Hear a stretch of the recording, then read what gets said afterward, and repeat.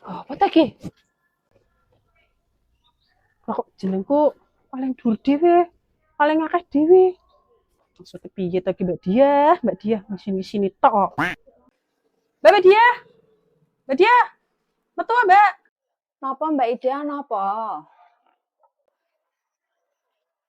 Napa to Mbak Ida? Iki maksudnya apa tuh Mbak Dia? Jenengku mbok kaya kene dhuwur dhewe ngarepan kok ngene iki lho. Dhuwurne ra karuan. Mbek ana jumlahe sisan. Iki ngisin-ngisini kok. Ning ngerti lunga iki piye? Ora aku ki isin. Mbek kira-kira ngono ki lho, Mbak. Lah meh piye meneh Mbak Ida, sampean iki lho dikandani, lho janji tok. Ya mending tak tulis ngene sisanan ben jelas. Yo yang tak bean Mbak Dia. Tapi kan yo ora saiki. Aku urung gajian. Nek gajian tak kae duwite. Rasa kuatir. Alah, sampean to janjine ngono terus. Jarine bar gajian kok tak bayar.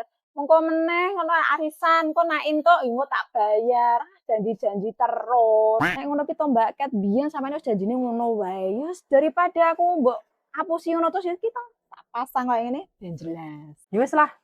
Aku wis ra mood blonjo ning kowe. Malese.